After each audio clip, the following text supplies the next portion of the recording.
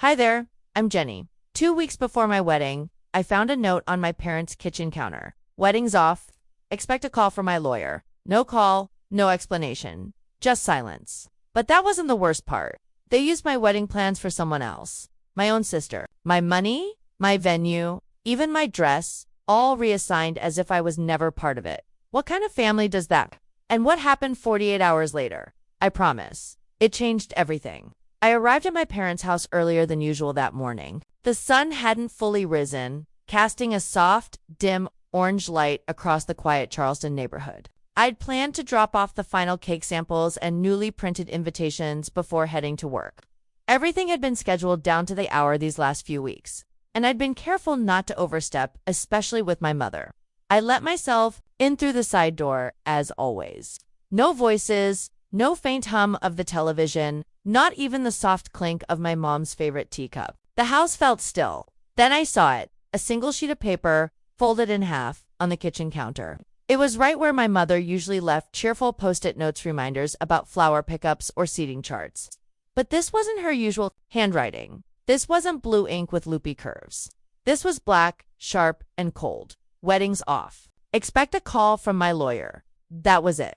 No greeting, no signature, no damn explanation. For a moment, my body just froze. No breath, no movement. My mind went silent, as if it couldn't process the fact that 7 words had just detonated everything I'd been planning for the last year. I didn't scream, I didn't cry, I didn't even text my fiancé, Jace. Instead, I picked up my phone and typed one word back to my mother. Understood. I drove home in complete silence.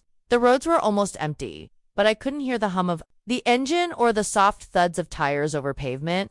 It felt like my body had gone somewhere else and left me behind to deal with the wreckage. I didn't go to work that day. I didn't call anyone. I sat on the edge of my couch, still in my shoes, replaying every conversation from the past month. What had I missed? Was it when I disagreed about the number of guests? Or when I told Karen she couldn't bring a +1 she'd just started dating? No, this wasn't sudden. This wasn't a tantrum. Someone had planned this. By nightfall, I still hadn't heard from them, not one call. Not even a follow-up to that note. But I got something else.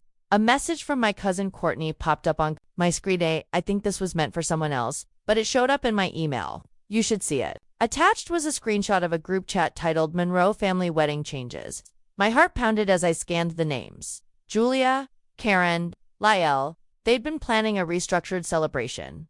The same venue, the same guest list, just with Karen. Karen, my younger sister, recently engaged, was now the centerpiece of the event that was once mine.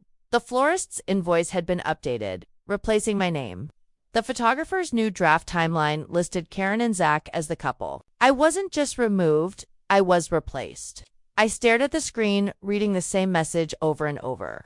Karen had even joked in one message, "At least now the photos will be cute." My mom replied with a heart emoji. My fingers trembled. My vision blurred. Not from tears, but from the kind of fury that only comes when someone peels your skin off slowly while smiling to your face. The worst part, I had let them manage the venue.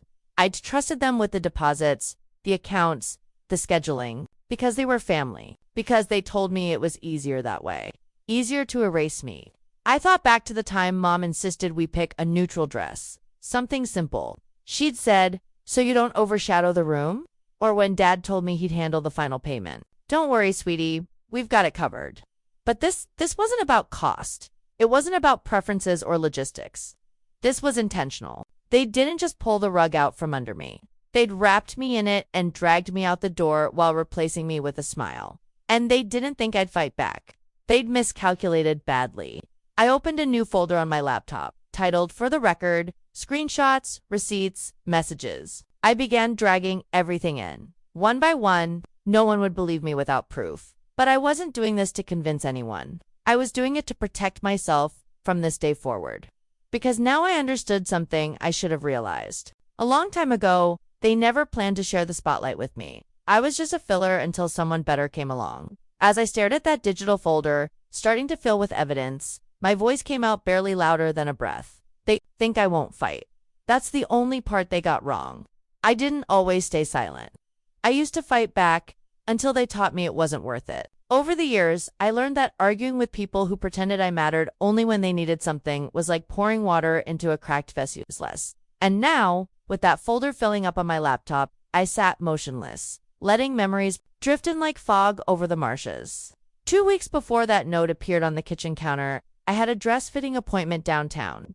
It was at the boutique. Julia insisted we use the same one she had bragged about going to when she was my age. I was nervous that day, not because of the dress, but because I knew Julia wouldn't show up. She'd already started pulling back, canceling phone calls, skipping vendor meetings, but I clung to the possibility that maybe this moment would bring us together again. She didn't come, but someone else did. Karen, she strolled in late, latte in hand, fake surprised. "Oh, I didn't know you were here today," she said, flashing that rehearsed smile I'd seen her use on waiters and gym trainers. The boutique owner looked confused. "You're not the bride?" Karen laughed like it was all a big mix-up. "Not today," she said. "I was just nearby and thought I'd peek in." She sat on the velvet bench and started scrolling through her phone. I remember standing there, half in my dress, staring at her like she'd just stepped into my reflection. When I walked out of the fitting room to look in the mirror, she snapped a photo. "Lighting is perfect in here," she said, not even asking. I should have walked out then. The next day, the boutique emailed me, "Final adjustments complete per updated measurements. Order ready for pickup under Karen Monroe." They had taken my dress, not metaphorically, literally. My name wasn't on the invoice anymore, and the boutique said it was per family request. Family, I didn't respond. I just sat at my kitchen table for hours, fingers wrapped around a coffee cup that went cold twice. At some point, I opened the boutique's Instagram out of habit, and there it was, a reel. A perfectly curated little montage tagged with autumn leaves and the caption, "So happy for Karen. Perfect fall wedding." I watched it. Karen walked down the aisle in my dress, in my venue, with my string quartet playing the same piece I'd handpicked for my entrance. Every frame glowed like a magazine spread. Julia and Lyle beamed with pride. They toasted champagne. They hugged Karen like she was the crown jewel of the family. And not once was I mentioned, not a thank you, not a photo tucked into a corner, not even a tag on social media. I wasn't even a ghost at the party. I stared at the screen in stunned silence. The comments rolled in beneath the video like confetti. "She's glowing. Julia raised such a beautiful bride. This family knows how to throw a wedding." The irony nearly made me laugh. That night, I waited until the apartment fell quiet again before I picked up the phone. I dialed Jace. He was in Atlanta, finishing up a last-minute project. I hadn't told him about the note yet, or the video. I wanted to protect him from the mess. But I also knew he had a right to know. His voice came on the line, calm but cautious. "Jenny, I was starting to worry." I swallowed hard. "You didn't see it yet, did you?" "See what?" I paused. "Never mind. Just, they canceled it. My parents left me a note." "What?" His voice dropped. "They canceled our wedding." "Not canceled," I said. "Hijacked. They gave it to Karen." He didn't speak for a moment. Then, evenly, "Do you want to sue them?" I breathed in slowly. "Not yet. But I've started saving everything." There was something about saying it aloud that made it more real. It grounded me. Jace didn't need to say anything else. He just listened. And in that moment, I was grateful for silence that didn't feel like rejection. After we hung up, I sat alone in the living room. Lights dimmed, just me and the soft blue glow of my laptop. I clicked play on the reel again. Frame by frame, I watched it. Karen twirling on the dance floor in the lace I paid for. Julia holding her hands to her chest, pretending to cry. Lyle clinking glasses with Zach like nothing in the world had ever been complicated. Then came the toast. Julia stood up at the head table, glass raised, camera catching every angle of her glistening eyes. "To the daughter who made the family proud," she said. I hit pause. My finger hovered over the spacebar, but I couldn't press it again. That one sentence echoed louder than the string quartet ever could. I rewound it, listened again. Not a daughter. Not our daughters, just the daughter. She was right, though. Karen had made them proud because she played the game. She kept her mouth shut. She never challenged their decisions. She smiled when they told her who to love, what to wear, where to go.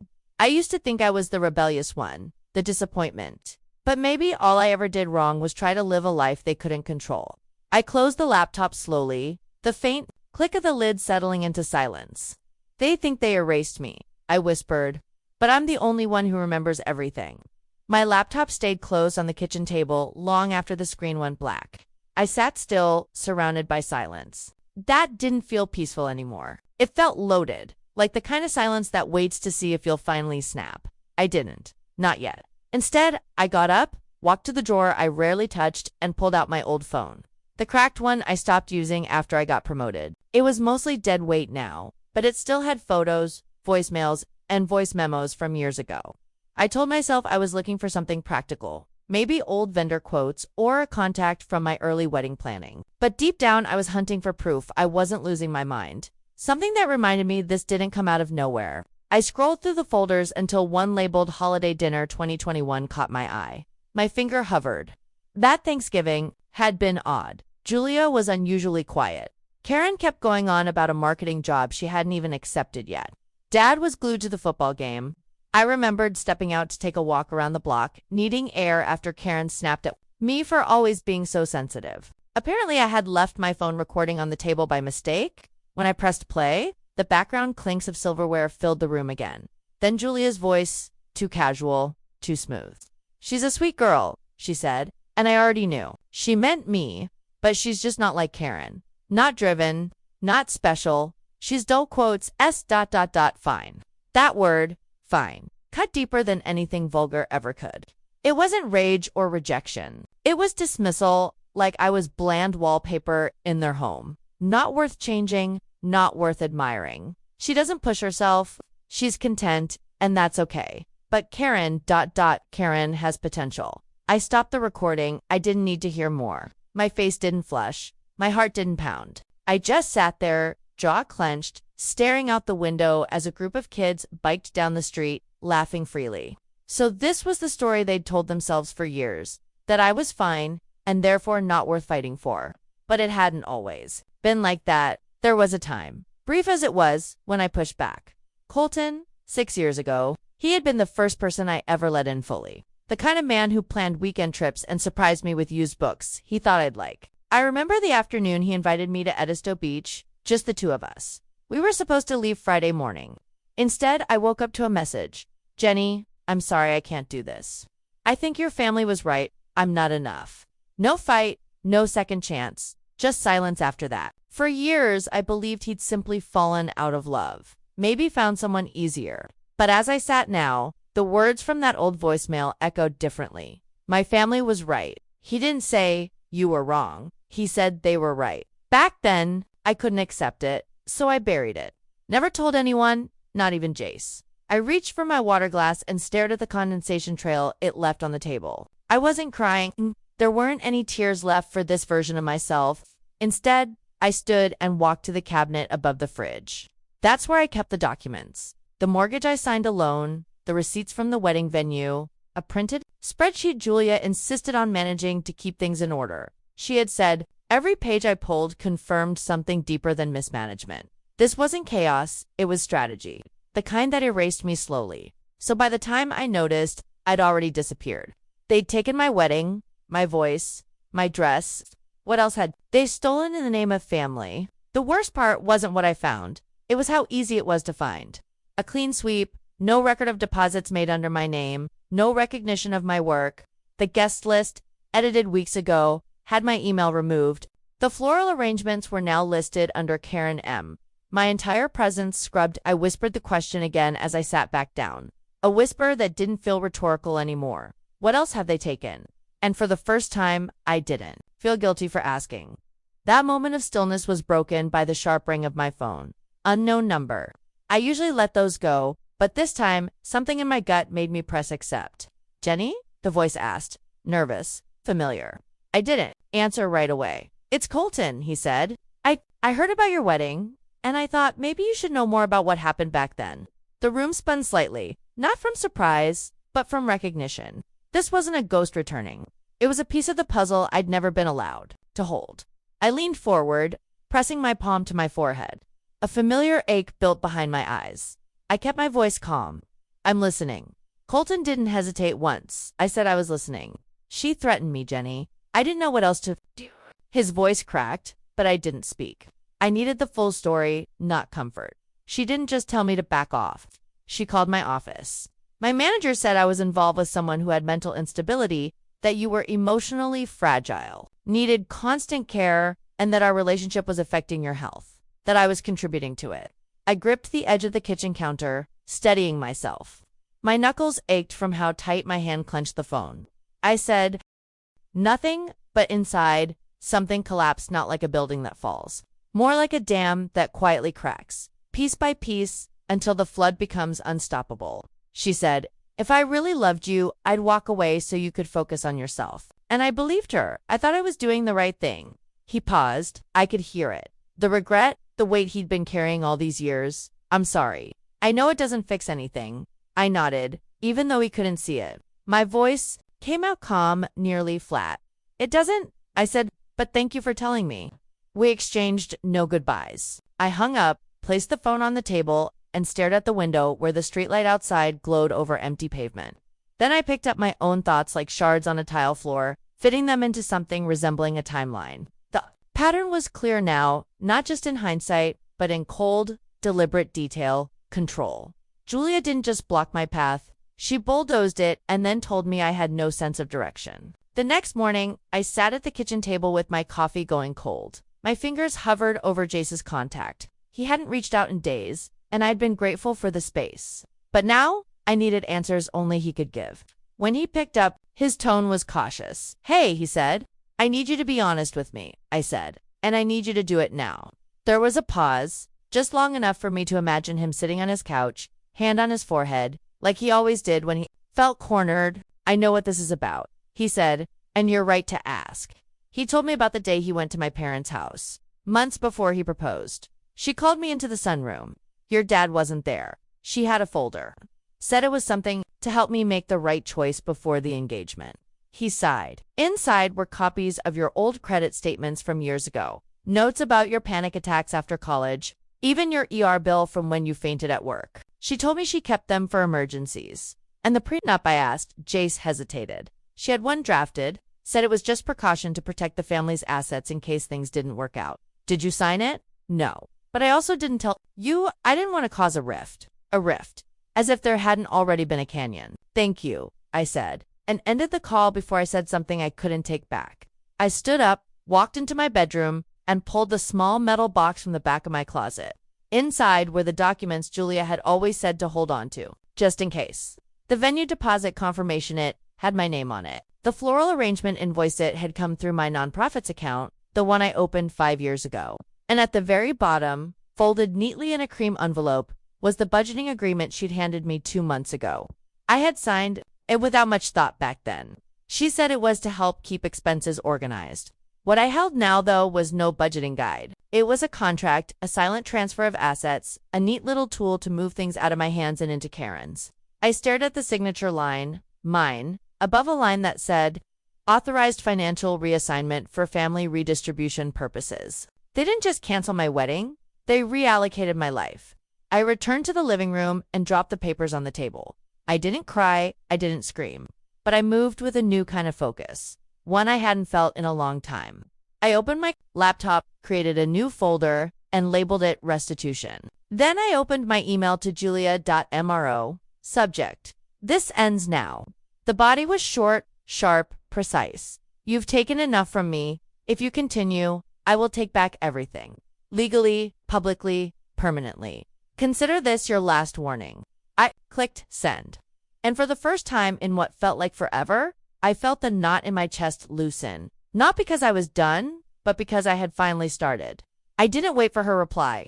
I shut the laptop, pushed my chair back, and walked to the window. The sun was beginning to creep over the edge of the rooftops, casting that strange gray-blue light across the empty street outside, the kind of light that feels like a warning. I stood there longer than I meant to, arms folded, heartbeat steady, but hard. I wasn't expecting peace, not from them, not from this. But I thought maybe, just maybe, the silence would last a little longer. It didn't. A buzz from my phone dragged my eyes down to the screen. Notification from Facebook. Karen had posted something. I hesitated, thumb hovering above the screen. Then I tapped. Her post was long, crafted, the kind of message someone spends time rehearsing, not just in writing, but in the mirror, over breakfast, while twisting a wedding ring she didn't earn. She called me unstable, accused me of fabricating stories, of having a long-standing pattern of emotional volatility. She claimed I was undermining the unity of the family and lashing out because I couldn't handle not being the center of attention. Julia had liked the post. Liao left a heart reaction. My stomach turned, but I didn't cry. I didn't pace or shout or throw the phone like I would have years ago. Instead, I opened my screenshot tool, captured the post, the comments, the times, and saved them into the folder titled Restitution. If they thought this would break me, they hadn't been paying attention. I poured myself a cup of coffee, sat at the kitchen table, and stared at the post again. Not to read it, but to study the responses. Former family friends chiming in, most of them vague but loaded. So, sorry you're going through this, Karen, or some people just can't let go of the past. They were trying to shame me into silence, but they didn't realize I had stopped playing their game. I tapped Mara's contact. She answered on the second ring. Jen, her voice was tight, cautious. Hey, I saw Karen's post. You okay? There was a pause. I saw it. I replied, I was wondering if you'd want to meet up. I could really use a familiar face. Mara inhaled sharply, then exhaled, like she was about to deliver news no one wants to say out loud. I don't think that's a good idea, she said. Your mom's people listened to her, Jenny. She helped my cousin get into that law firm. And after that thing with your aunts, I can't risk it. I blinked. No hard feelings, she added quickly. It's just complicated. I thanked her anyway, hung up, and I sat there for a while, letting that moment settle. Not as betrayal, but as confirmation. Julia's power didn't stop at the front door. It ran through the veins of this town like a quiet current no one dared swim against. I took my time that afternoon, did the dishes, cleaned the bathroom, watered the succulents by the windowsill. I let the silence stretch, not out of avoidance, but because I needed the space to think without their noise. At dusk, I picked up the phone again. This time, I called Karen. She answered like she'd been expecting it. Finally decided to talk. I'm only going to say this once, I said, keeping my voice low and even. Take down the post. There was a beat of silence, then laughter. Not the amused kind. The mean kind. The kind she used in high school when she knew she had backup. You can't seriously think anyone believes you now, she said. You sound paranoid. Just like Mom said. I'm not asking for belief, I said. I'm asking for space. If you keep this up, I won't stay quiet. And I won't just defend myself. I'll dismantle every version of this family you're clinging to. Is that a threat? She snapped. No, I said. That's a boundary. The difference is, I'll keep mine. Whether you keep yours is up to you. I ended the call before she could respond. 2 hours later, as the sky dimmed into a soft purple haze, there was a knock at my door. I wasn't expecting anyone. I checked the peephole, a man in uniform holding an envelope. Courier delivery for Jenny Monroe. I signed, thanked him, and closed the door. The envelope was heavy, thick paper. I sat on the couch, slid a finger under the seal, and pulled out a neatly folded document. Legal notice of removal. Beneficiary revocation. The language was formal, cold, bullet-pointed. As of this date, Jenny Monroe is hereby removed from all family estate considerations, including property, financial trusts, and personal assets managed by the Monroe Family Trust. No reasons listed. At the bottom, in clean, slanted ink, was a single closing line. As of now, you are no longer considered part of this family's future. I stared at it, felt no rush of heat, no bile at the back of my throat, just a long, slow breath leaving my chest. I folded the paper carefully, set it on the table next to the screenshots, then stood up and walked toward my desk. They thought they'd buried me, but all they'd done was draw a line, and for the first time in my life, I was ready to step over it. I didn't sit down right away. My legs carried me to the cabinet across the room, the one I'd avoided opening since last winter. On the top shelf, behind a stack of old holiday cards and unopened scented candles, sat a worn black binder and a hard drive labeled Finances Backup. I laid them both on the kitchen table and opened my laptop. There were 2 versions of myself stored inside that spreadsheet. The woman they stuttered, unfocused, always a step behind, and the woman they didn't, meticulous, prepared, quiet, because she knew numbers never needed to shout. It took nearly 3 hours to go line by line. I revisited every Venmo transaction Karen ever requested with the word urgent. Every bank draft where I covered their utilities just until Dad's bonus clears. Every florist receipt from the venue they claimed I hadn't paid for. By the time I was done, the total sat just above $38,000. I printed the pages, slipped them into plastic sleeves, and filled the binder. Then I labeled it Ledger of Record. I wasn't building a case. I was building a wall they couldn't pretend not to see. Around noon the next day, I stepped out for a walk just to clear my head. I didn't get 2 blocks before my phone vibrated. Login failed. Shared Dropbox folder, Monroe family planning. Another buzz followed. Access revoked. Joint house account. I stopped in my tracks. The sidewalk felt narrower somehow. The world didn't tilt. It just clarified. I called the bank immediately, pressing 0 until I reached a human. I need to confirm activity on an account I co-managed, I said, giving the details flatly. The rep pulled it up. There was a change submitted last night, a power of attorney. Form from Mr. Lyle Monroe revoking your ownership. Was it notarized? Yes, ma'am. Then you'll need to see my file, I said. I'm sending over documents now. Until you sort this out, freeze the account. That money is in dispute. She hesitated, but my tone didn't. Within 20 minutes, the freeze was confirmed. I didn't feel triumph. I felt something sharper, like setting a bone that had healed, crooked, and finally snapping it into place. Back home, I made another folder, titled it In Case of Public Denial. Inside, it went everything that proved my version of the story wasn't a narrative. It was a timeline. Text messages from Karen promising repayment. Email threads with Julia discussing shared costs. Digital contracts signed under my name for venue services now credited to them. I didn't plan to post them, but I wanted them ready. People like my family didn't fear confrontation. They feared being unmasked, not with emotion, but with receipts. And that was the one thing I'd always kept. I closed the laptop, stood up, and made tea. The act was simple, mundane even, but it steadied me. My hands didn't shake as I poured. My breath didn't hitch when I sat back down. I wasn't waiting for them to fix it anymore. I wasn't even waiting for justice. I was laying brickwork. At 8:17 p.m., my phone rang. It was an unknown number, but I recognized the area code, my old banker's office. I answered on the second ring. Ms. Monroe? Yes. This is Allison from McAllister Financial. I think it would be best if you came in tomorrow. We received a document this morning. It lists your signature, but something about it didn't sit right. With me, what kind of document? It references property reassignment, partial title transfer on a home under the Monroe family umbrella. We flagged it because your existing file shows no prior authorization. My chest didn't tighten. My voice didn't rise. Do you still have it? Yes. Keep it secure. I'll be in at 9 o'clock. She paused. You'll want to bring any legal paperwork that contradicts what we received. I looked at the binder sitting on my kitchen table. I've got plenty. After the call, I turned off all the lights except one over the sink. I stood there for a moment, the glow catching the edge of the binder spine. They taught me to be polite, to not raise my voice, to apologize even when I wasn't wrong. But they never taught me what to do when I stopped caring what they thought. And now they'd picked the wrong thing to forge. Morning broke with the kind of chill that didn't come from the weather. My shoes echoed through the office lobby, muted by the heavy carpet, but my steps were precise. I'd worn Naviclean Professional, forgettable. I didn't need to stand out. Today, I needed to stand tall.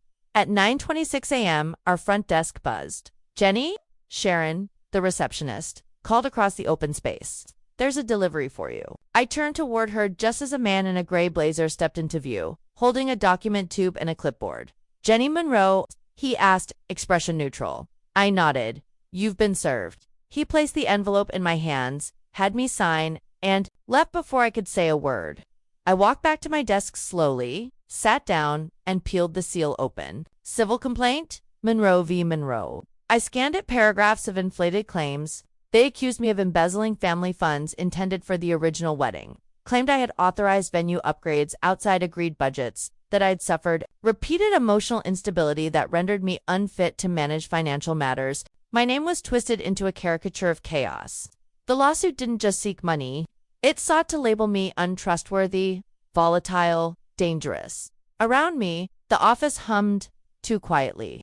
I felt eyes flick toward me and away just as quickly. I closed the packet, opened my email, and typed, Subject RE Defamation Claim, Monroe Family. Add this filing to our counterclaim, defamation, malicious intent, reputational damage. Let's respond swiftly. I didn't need revenge that made noise. I needed revenge that came with a docket number. That afternoon, the door of the past opened, wide. A call came through to my work line from a number I didn't recognize. This is Jenny. Jenny, it's Victor Lang. I leaned back. Victor had been my mother's PR shield for as long as I could remember. He'd been the man who spun Julia's missteps into inspirational quotes, the one who'd told newspapers that our family was resilient. When whispers of misused funds at her charity circled 10 years ago, now he sounded like someone playing both sides. I just wanted to reach out, he said, smoothing his tone like a politician, and say, you might want to let this play out quietly. Sometimes the noise dies faster if you don't feed it. You're worried about Julia's image, I replied. You should be. It's hanging by a thread. And this time, she's the one who handed me the scissors. There was a pause, a deep inhale. Jenny, these things spiral. Be smart. I am being smart. That's what scares you. I ended the call. That evening, I stayed off social media, but the universe didn't return the favor. My phone buzzed with a notification. Julia Monroe posted a new status update. I didn't click right away. I waited. Took a sip of the chamomile tea I didn't want but had made out of habit. Then I opened it. It's hard being a mother, it began. You try to raise your children with compassion. You sacrifice. You guide. But sometimes, when pain twists a child's view, all they can see is betrayal where there was once love. There was no name, but everyone knew who it was about. The comments poured in. People from church, neighbors from our old block, Karen's new in. She's lucky to have you as a mother. Some kids just turn bitter no matter what you give them. I've seen this before. It's the money. Always the money. I printed the post, all 57 comments, highlighted names, took screenshots of every mutual connection who clicked. Then I handed them to my attorney. Don't respond, she said. I won't, but you will. We began outlining our timeline when Karen first asked for the deposit loan, when Julia sent me the budget spreadsheet that later reallocated assets, when the house was listed with my name on the agreement, when the Dropbox folder was mysteriously wiped. I didn't need to argue with strangers online. I had a courtroom. 3 days later, an email came through just after breakfast. Court date confirmed. Monroe versus Monroe. Civil Division, Room 204, hearing set for 3 weeks out. I stared at the date, then my reflection in the kitchen window blurred by the morning haze. They wanted to embarrass me, silence me, redefine me, but the only thing they'd accomplished was sharpening my resolve. I turned from the window and spoke out loud to no one but myself. You want a public fight? Fine, but I'm bringing every truth. You buried. After I closed the email confirming the court date, I didn't sit down. I didn't scroll through more evidence or rehearse possible questions. I walked straight to the living room window, pulled back the curtain, and stared out into the quiet, early evening stillness. The streetlights flickered on as the sky dimmed, and I stood there in silence, one hand gripping the edge of the curtain, the other resting against my thigh, steady and warm. This was no longer about my wedding. It hadn't been for a while. This was about years of being told what I was allowed to want and who I was allowed to be. I sat at my desk, opened my laptop, and created a new folder.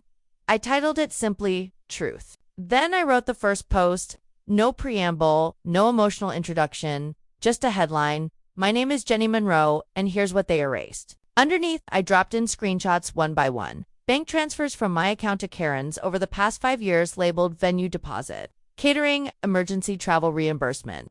The agreement my mother had handwritten initialed J, with promises to reimburse half the wedding expenses once family stability was achieved. A clipped video, shaky from my phone camera, of Julia sitting in my apartment kitchen last spring. Her voice low, sharp. Lila, if you love him, you'll sign it. If you don't, you'll destroy everything we've built for you.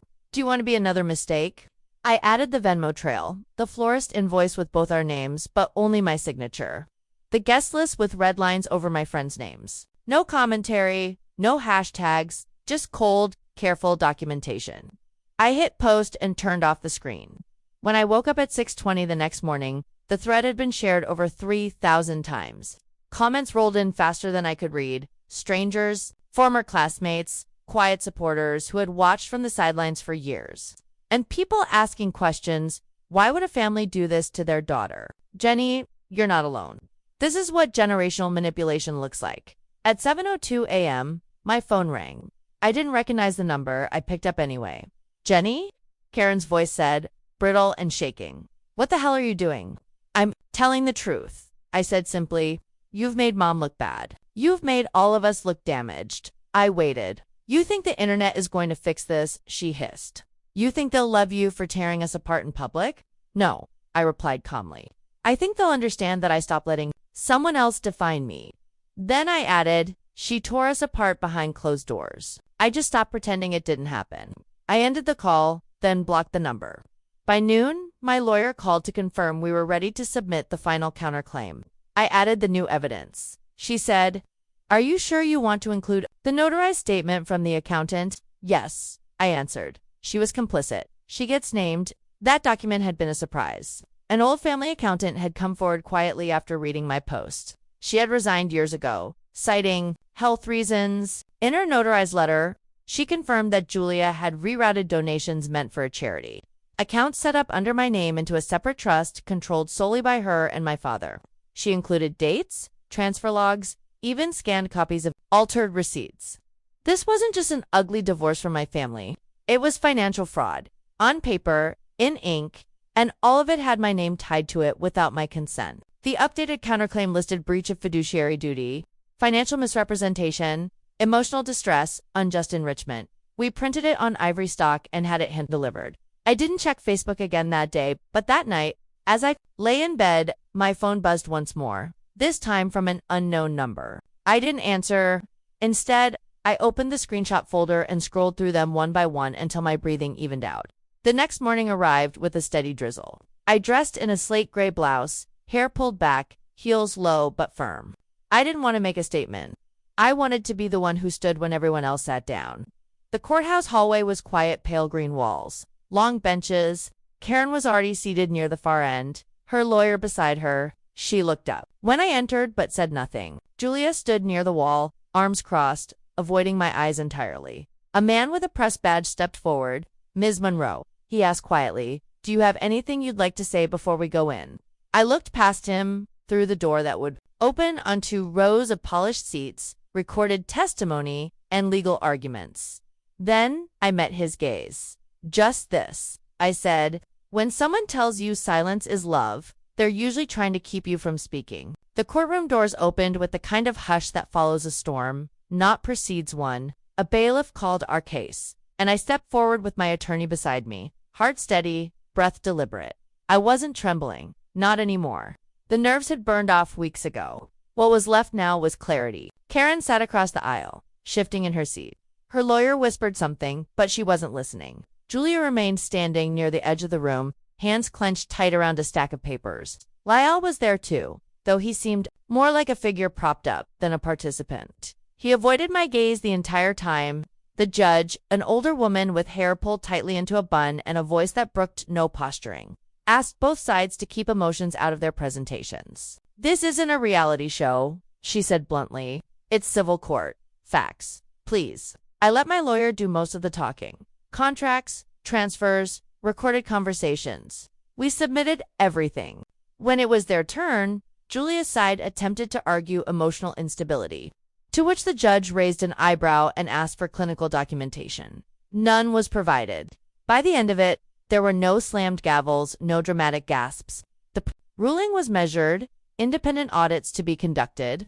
Jenny Monroe granted temporary legal authority over disputed funds, and all remaining property matters to be resolved through civil mediation. When it was over, Julia didn't speak. Karen stormed out. Lyle followed without looking back. I didn't smile. That wasn't what this was for. This wasn't about walking out victorious. This was about finally standing. 2 weeks passed before I returned to the Monroe house. What used to be home. I arrived unannounced mid-afternoon, holding a manila folder with the final settlement papers and the release form removing my name from the deed. The front door wasn't locked. I walked through, my heels soft against the hardwood floors. The hallway smelled the same lavender and furniture polish, but it didn't feel like it belonged to me anymore. I paused in the kitchen, ran my hand along the edge of the counter where I used to help bake pies for Thanksgiving. I passed by the staircase I once sat at during high school arguments. I stood at the doorway of my old bedroom and barely recognized the girl who used to cry into her pillow every time her mother told her, "You're just too much." Nothing had changed. Everything had. I placed the folder on the kitchen table. Then I pulled my old keys from my coat pocket, set them gently on top. I didn't knock. I didn't wait for anyone to find me. I just stepped out and let the door click shut behind me. A few days later, a plain white envelope arrived at my apartment. no return address. Inside was a personal check. The memo read, reimbursement for dress, venue, and emotional damages. The amount, $31,320, an exact match for what I'd tallied in one of my earliest spreadsheets. No note, no apology, just the check. I didn't cash it. I framed it. Underneath the glass, on a small brass plate, I had engraved proof that they knew. It didn't make me whole, but it told me I hadn't imagined any of it. Another week passed before I heard from Mara again. Her name popped up on my screen during a quiet Friday morning at a cafe by the river. I saw what you did. Her message read, if you ever need a partner for what's next, I'm in. I took a sip of my coffee, watching a pair of ducks skim across the surface of the water. My laptop was open, cursor blinking on a new document titled Monroe and Wells, Advocacy and Legal Planning for Women in Crisis. The idea had been brewing ever since the courthouse. Because for every woman like me who found her way through the noise, there were 10 more still stuck inside it, wondering if they were the problem. I set my mug down, typed the first sentence of the mission statement, then stopped to read it back aloud. Freedom isn't loud, I whispered. Sometimes it's just the sound of no one calling you back. And that, more than any verdict or headline, was the ending I'd been waiting for. Sometimes the hardest battles aren't the ones fought in courtrooms or over dinner tables. They're the ones where you finally choose yourself over being accepted. If there's one thing I've learned through all of this, it's that family isn't built on silence or submission. It's built on respect, accountability, and the freedom to speak your truth even when it shakes the room. I didn't win by hurting them. I won by stepping away, by reclaiming the parts of me they tried to rewrite. And maybe that's the real lesson here. Closure doesn't always look like justice served in headlines. Sometimes it's just peace and a quiet morning where no one's trying to control your life anymore. What about you? Have you ever stayed silent to keep the peace, only to realize you were sacrificing yourself in the process? I'd love to hear your thoughts. If this story resonated with you, drop a 1 in the comments or tell me where you're watching from. And if it didn't sit right with you, let me know why. I'm here to listen. If you'd like to hear more stories like this real, raw, and deeply human, make sure to subscribe to the channel so you don't miss what's next. You deserve to be heard. Let's keep the conversation going. You stopped this response.